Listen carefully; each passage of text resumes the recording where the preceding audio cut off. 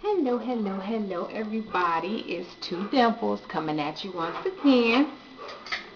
This particular segment, we're going to go into a little bit more detail about recipes. Kind of bear with me because I have information here where I want to kind of read some of the recipes that I've collected, over the last year or so. And some of the stuff I kind of threw together and made up myself. So grab some pencil and paper. I'm going to kind of talk kind of fast because it's not like I have a whole lot of time. But at the same time, I want to try and make it relatively simple so that you all can follow along and take notes. You might have to play the video a couple of times, but I want to get you guys, get a couple recipes out there to kind of get you started, because I think a lot of people, again, make Atkins a lot harder than it has to be because you're not used to eating like this. You don't really know what to eat. Yeah, the book does give you a breakdown of allowed foods to have, but the average person sees, okay, lettuce is allowed, salad. But there's so many other things that you can do with lettuce besides making salad. Same thing with a lot of different meats and cream cheese, and just there are other options that you have out there. Since we're on the subject of cheese, let me forewarn you right now. I love cheese. I love cheese. I love meat. I love a lot of the ranch dressing and mayo, and yes, yes, yes, and I do. And the average low carber loves it too. The problem is, in the beginning, especially during induction, well, in the beginning is induction, but when you're very new to the low carb lifestyle, a lot of people overindulge in the cheese. They put cheese in everything, and you very, very quickly run the risk of becoming constipated. Not cute, people. Not cute at all. Not fun. Get you some milled flaxseed. Milled flaxseed. It's flaxseed that's ground up really, really, really, really fine, and I can't even begin to tell y'all where to find it in the grocery store. But you don't have to go to like a special health food store, although they do sell it there. But you should be able to find milled flaxseed at any grocery store. Like I said, I've seen it in the flour section at one of the grocery stores I go to. I found it in the doggone cereal aisle by the oatmeal. So just kind of poke around with that. You can put that in. You can put the flaxseed on top of your food, in recipes, just all kinds of different things. That will add fiber to your diet. You need to make sure that you're taking fiber in. It is very, very important that you eat your vegetables, that you balance the meat and the cheese that you're eating with a lot of different vegetables. Allow vegetables, so make sure you are cognizant of that. If you should find yourself in a situation where the pipes are a little backed up and you need some immediate relief, I am saying this carefully, people. Don't eat a whole bunch of cheese and then run out and do this and keep doing it and doing it and doing it. You're going to hurt yourself. But if you find yourself in a situation where you're a little backed up and you need a little help to kind of get things flowing again, there is something called magnesium citrate. Okay? It looks like this. Comes in a little glass bottle, and y'all will be surprised. Y'all done seen it all your lives in the doggone grocery store, in the drugstore. Looks like pop. Citrate of magnesia, or magnesium citrate. This is a saline laxative. I do not recommend you drink the whole bottle. You will literally be peeing out your behind. I'm sorry to be so graphic, but that is what will happen, and that is not the goal. You just want to get things moving. I don't think anybody in here wants to be stuck at home from work because you're running off at the bowel. So I would suggest, and this is an old bottle, so don't y'all be laughing thinking I done something. This is just my little test bottle, so when people ask me, well, but as you can see, your girl uses it too, so I'm not just telling y'all something, there have been times where, well, y'all need to know my business, but anyway, this is what y'all supposed to have. So that's that. We're going to get into some recipes because y'all just know a little bit too much of my business. Chocolate milkshake. This is a favorite, and this is something that, especially for ladies, if it's around that time of the month, or shoot, if you just love chocolate, I promise y'all this thing tastes just like a Wendy's Frosty. Just like a Wendy's Frosty. The ingredients calls for sugar-free chocolate instant pudding, some cocoa powder, just cocoa, not sweet, unsweetened, just plain cocoa. The kind that I have is Nestle. I forget who else makes it, but cocoa powder. You want to use heavy cream. Half and half works as well, but heavy cream is really what you want because it has a higher fat content. Water, ice, and a little Splenda to taste.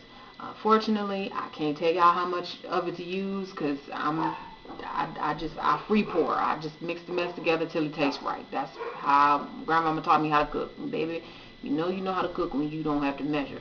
So that's what I do. So a lot of my recipes, you just throw all the mess in the blender and blend it up and keep adding sweetener to it and adding cocoa powder to it until you get it as chocolatey as you want it. Bam, there you go. You can switch the sugar-free chocolate instant pudding to vanilla. Maybe if you're out of induction, put a little banana in there. Bam, you got a banana vanilla shake. Or you can put some chocolate. You can do chocolate and banana. Have a chocolate banana shake.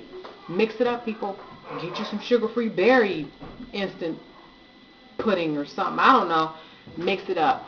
Good stuff. You have never had anything so good. Mix it up. So that's the chocolate milkshake. Let me see. I'm trying to do this fast. I'm sorry, y'all. This tastes like little itty bitty little cheesecakes. You want to get a little muffin tin and get the little cupcake paper things and sit them inside of there.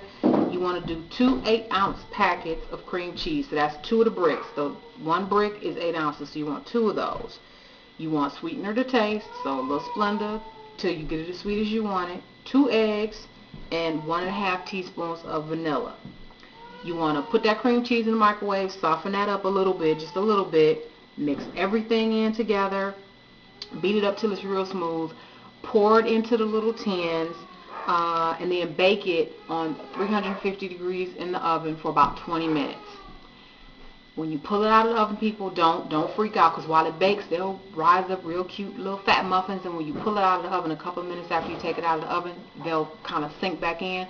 Don't worry about it. You didn't do anything wrong. That's perfectly natural. These taste best cold. I'm going to tell you that right now. So if you try and eat it right out the oven because you're all excited, they're going to taste kind of funky. Let them sit in the refrigerator overnight and then have them the next day. And again, if you're out of induction, put a little sugar-free raspberry preserve or whatever kind of jam, sugar-free. Good stuff. Tastes like cheesecake. Very, very good. I highly recommend it. This is my all-time favorite. This is deep dish pizza. Oh my goodness. Very, very, very good. Very good. You want 4 ounces of cream cheese softened. And actually, I've doubled the recipe because it's too good. You need to double the recipe. But for the single recipe, it's 4 ounces of cream cheese. So that's like half a brick of the cream cheese. You want to do 2 eggs. You want to do a 1/4 cup Parmesan cheese, and that's the kind in the can. You want to do like a teaspoon of oregano or Italian seasoning. You want to do a 1/4 teaspoon of garlic powder. You want 8 ounces of Italian cheese blend or mozzarella cheese, and you want that shredded. You want a 1/4 cup pizza sauce.